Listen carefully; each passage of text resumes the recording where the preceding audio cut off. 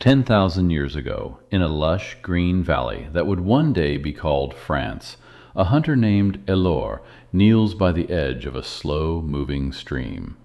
He has been tracking a large deer for 6 grueling hours. His throat feels like it is filled with sand, his muscles are aching from the chase, and his head is throbbing from the relentless midday heat. Elor doesn't have a plastic bottle tucked into a backpack. He doesn't have a high-tech life straw or a fancy charcoal filter. In fact, he doesn't have any gear at all for carrying water. He just has his 2 hands. He cups them together, dips them deep into the cool water, and drinks until he can't swallow any more. To a modern observer, this looks like a death sentence. That water is filled with microscopic life, heavy silt, and various things we would consider absolutely terrifying today. But Elor doesn't die. He doesn't even get a minor stomachache. He simply stands up, wipes his mouth on his hide sleeve, and keeps moving through the brush. This isn't just a lucky break for one guy in the woods. It is a biological reality that we have almost completely lost touch with in our modern lives. Today, we're going to look at the 3 invisible shields that kept our ancestors alive during a time when every single sip of water should have been a death sentence. We're also going to find out why ancient kids were basically encouraged to drink beer for breakfast, and how our modern obsession with being perfectly clean might actually be backfiring on our health. If you skip out on this video early, you're going to miss the story of the Great Stink, a bizarre moment in history where humanity almost deleted itself just by trying to be civilized. Welcome back to Showing Wild Fights. If you're new here, make sure to hit that subscribe button and stick around, because the way our ancestors survived the swamp is going to completely change how you look at your next glass of water. For the vast majority of the time humans have been walking this earth, the idea of clean water didn't really exist. That's because the idea of dirty water hadn't been invented yet. That sounds a bit weird at first, but think about the context. In Elor's time, there were maybe only a few million humans on the entire planet. They weren't living in giant concrete blocks or crowded cities. They were constantly moving. They followed the rain, the rivers, and the changing seasons. The biggest killer in water today is usually us. Most waterborne illnesses come from human waste. But when you're part of a small group of 20 or 30 people moving across a massive, ancient forest, you don't stay in one place long enough to poison your own water supply. The world was pristine back then, not because nature was magical or perfect, but because the math was simply in our favor. Low population density was the very first great filter that kept us safe. But even back then, water still had stuff in it. There were parasites, bacteria, and runoff from wild animals. So how did Elor handle those threats? He used what we call the moving water rule. Even without a fancy degree in biology or a microscope, ancient humans understood that water that sits still is water that kills. They looked for ripples. They looked for a steady flow. They knew instinctively that a fast-moving mountain stream was infinitely safer than a green, stagnant pond sitting in the sun. What they didn't know was that the sun itself was doing the heavy lifting for them. Ultraviolet light from the sun is one of nature's best disinfectants. When water flows over rocks in shallow, clear streams, the sun's rays can actually penetrate the water and scramble the DNA of a lot of nasty pathogens. It's a natural purification process that we still use today in high-tech water treatment plants, but back then, it was just the sky doing its job while the water moved along. But wait, the way they actually tested the water back then? It's way more visceral and intense than a lab test. They used their own faces. We've evolved with a built-in laboratory sitting right in the middle of our heads. Take the smell of rain, for example. You know that earthy, fresh scent that hits your nose right before a big storm? That's caused by a chemical called geosmin. Humans are incredibly sensitive to it. We can smell geosmin at concentrations as low as 5 parts per trillion. To put that in perspective, a great white shark can smell blood at about 1 part per million. We are technically better at smelling fresh water than a great white shark is at finding its next meal. This wasn't just for enjoying a nice afternoon outdoors. It was a vital survival tool. Our noses could lead us to water from miles away, and more importantly, they could tell us when that water was off. If a pool of water smelled like rotten eggs, sulfur, or decay, our disgust reflex would kick in immediately. That feeling of being totally grossed out isn't just a random personality trait, it's an evolutionary alarm bell. It's your brain screaming at you, if you put this in your body, we are going to have a very bad week. Our tongues were the second line of defense in this internal lab.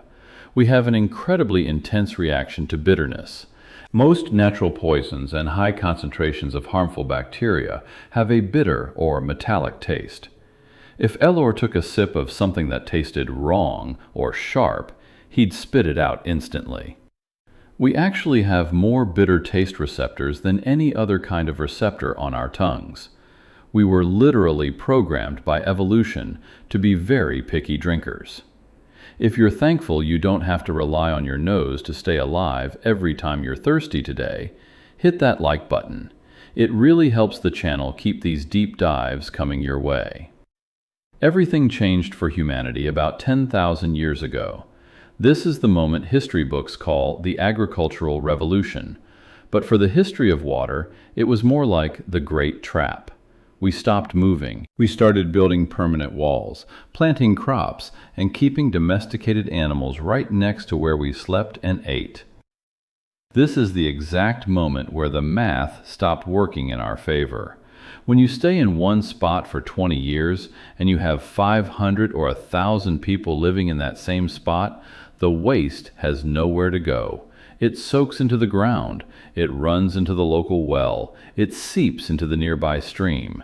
This is the moment when diseases like cholera, typhoid, and dysentery became the absolute kings of human misery.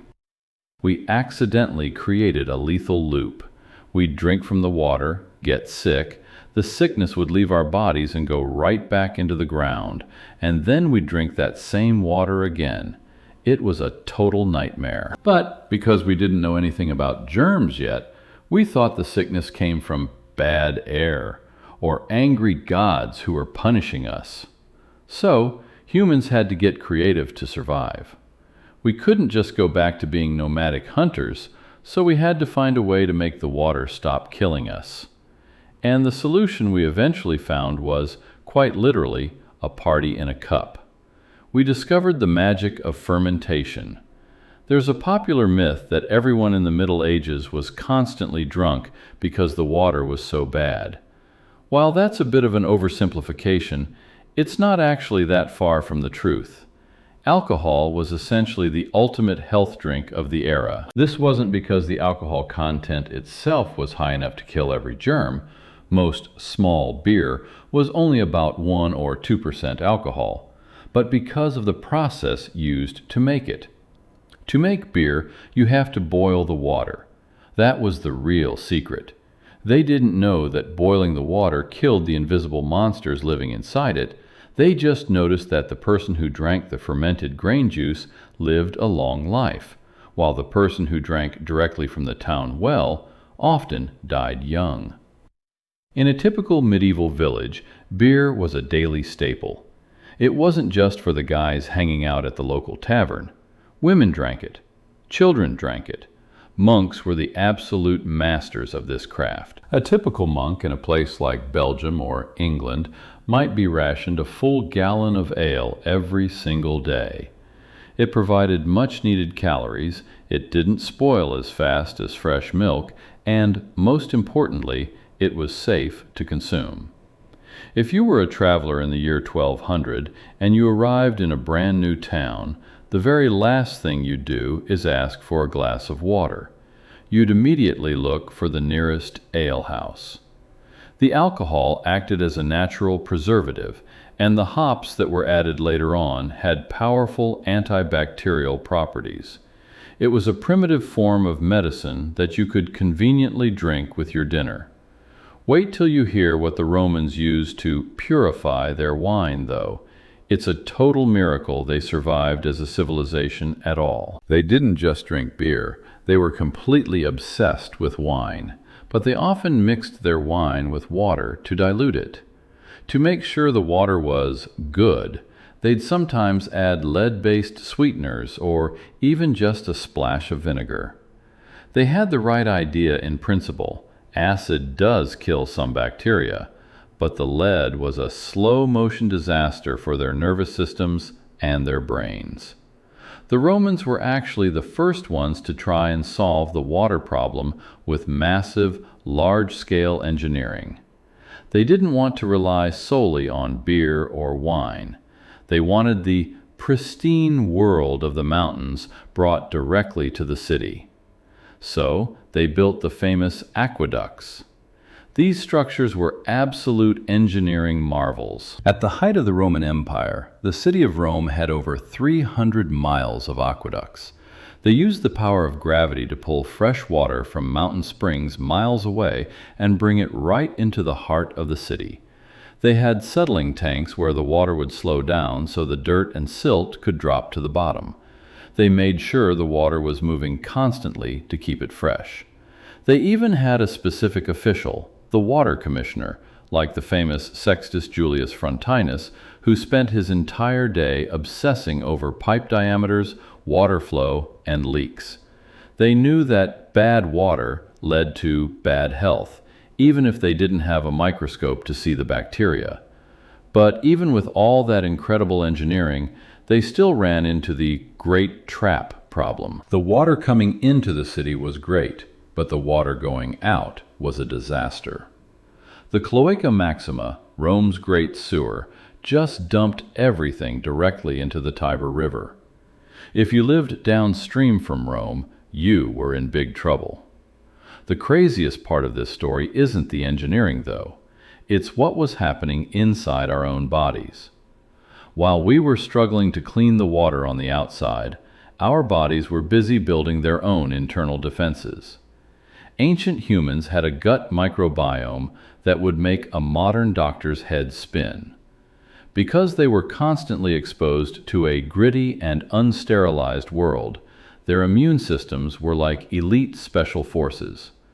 They were trained from the moment of birth to handle a certain level of bacteria and environmental challenges. This is what scientists today call the hygiene hypothesis. In our modern world, we live in such a sterile environment, constantly using hand sanitizer, drinking triple-filtered water, and living on bleached surfaces, that our immune systems are often bored. Because they have nothing to fight, they start attacking things they shouldn't, like peanuts, gluten, or pollen. But for a Roman peasant or a Mayan farmer, the immune system was far too busy fighting actual, life-threatening threats to worry about something like hay fever. If you took a modern human and dropped them into a European village in the year 500 and told them to drink the local water, they'd probably be dead within a week. But if you took that ancient villager and brought them to our time, they'd probably think our water tasted like absolutely nothing. They'd likely miss the probiotics and the character they were used to. Their dirty gut was actually a powerful shield. We're diving into the weirdest parts of human history every single week. If this is your kind of rabbit hole, make sure to subscribe and join the crew. We've got a lot more to cover, including the moment the beer era finally ended and the era of modern science began. Now, let's take a look at the Aztecs. While people in Europe were struggling with muddy streets and stinking rivers, the Aztecs were building a magnificent city right on top of a lake, Tenochtitlan. They had a brilliant system called chinampas, which were basically floating gardens. But their water management was truly next level for the time. They had dual aqueducts. While one was being cleaned or repaired, the other was kept running so the city never ran out of fresh water. They were also obsessed with personal hygiene. While Europeans were lucky if they took a full bath once a year, the Aztec emperor was known to bathe twice every single day.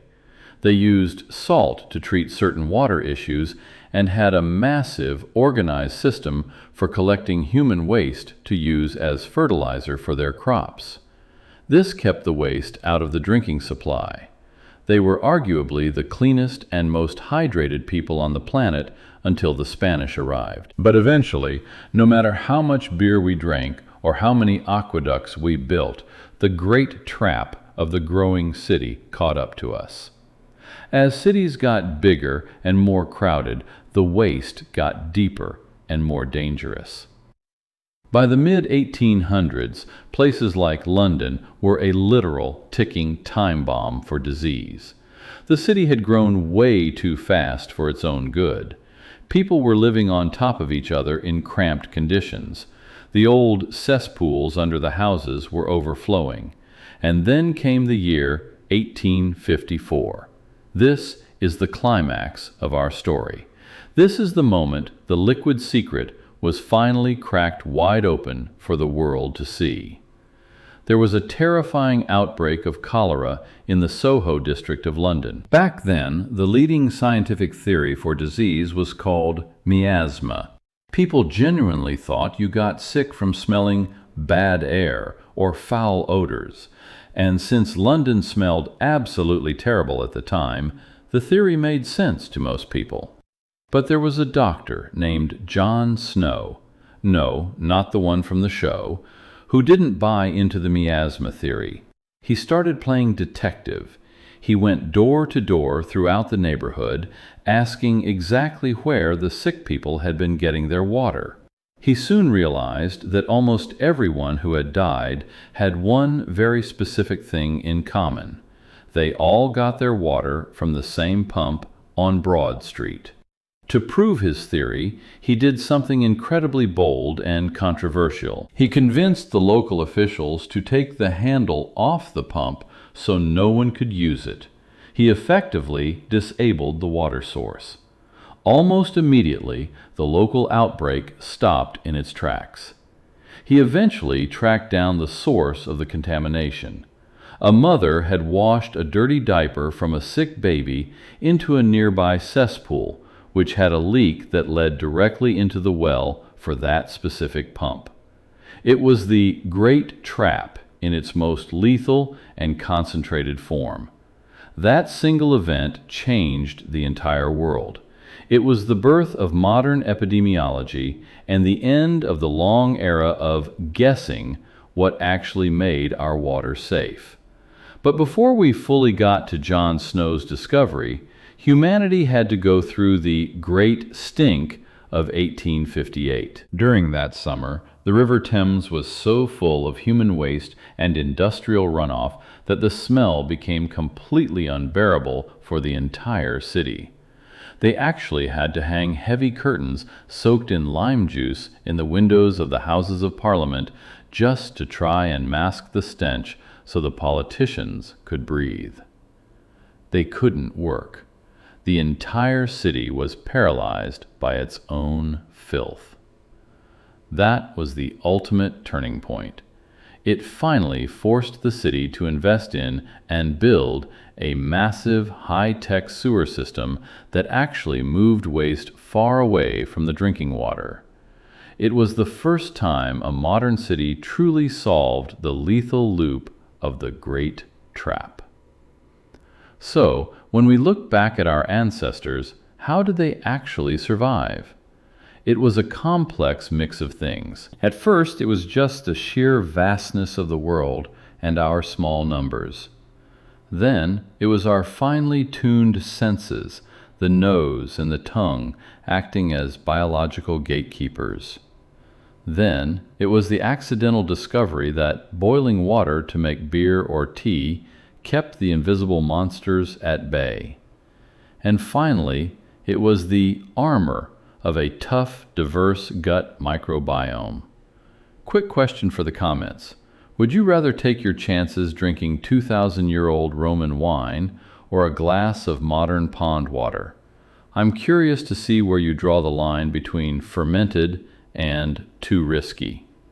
The reality is that for 99% of our human history, water was a total mystery. It was a beautiful gift from the earth that could also be a deadly curse. Our ancestors didn't have the luxury of being pure or sterile. They had to be adaptable. They lived in a world where the water was alive, and because of that, their bodies were more alive in a way that we can't really understand or experience today. We live in the only era in all of human history where water has become invisible. You turn a metal tap, and a clear, odorless, and tasteless liquid comes out instantly. You don't have to think about the hundreds of miles of pipes, the complex chemical treatments, the UV filters, or the sensitive sensors that monitor every single drop. You don't have to use your nose to check for the scent of geosmin. You don't have to worry about the great trap killing your family. But that invisibility is a modern miracle. Every time you take a sip of cold, filtered water, you're doing something that Elor, or a Roman centurion, or a medieval monk would have seen as pure magic. They did the hard work of surviving the swamp, drinking the small beer, and building the massive stone arches so that we could live in a world where water is just water. The next time you're out in nature and you see a pristine mountain stream, remember Elor. It looks beautiful, and your ancient, rain-smelling nose might tell you it's perfectly okay to drink, but your modern gut probably isn't ready for that fight. We've traded our microbiome shield for the safety of the modern tap, and honestly, that's a trade most of us would make any day of the week. Survival wasn't just about being clean, it was about being smart enough to use what they had, whether that was a fire to boil a pot of grain, or the simple sense to follow a moving current. We are the direct descendants of the people who didn't get sick. We are the children of the survivors of the Great Trap. And that's a legacy worth thinking about every single time you fill up your glass. Ancient humans didn't survive in spite of the world. They survived because they were an active part of it. They knew the smells, the tastes, and the natural rhythms of the earth. We might have the superior technology now, but they had the sharp intuition. And maybe, just maybe, there's a middle ground where we can appreciate the sterile safety of today while still remembering the liquid secret that kept our ancestors walking across those ancient valleys. The story of water is the story of us. From the very first cup of river water in France to the high-tech treatment plants of the 21st century, it's been a long journey of engineering, biology, and a whole lot of very weak beer. It's a reminder of how far we've come, from kneeling in the dirt to simply turning a handle and expecting a miracle. When you look at that clear glass in your hand, don't just see a simple drink. See the end result of 10,000 years of painful trial and error. See the result of Jon Snow's maps and the ancient Roman aqueducts. It's the cleanest, safest, and most boring water in the history of the world. And that's exactly how we should want it to stay.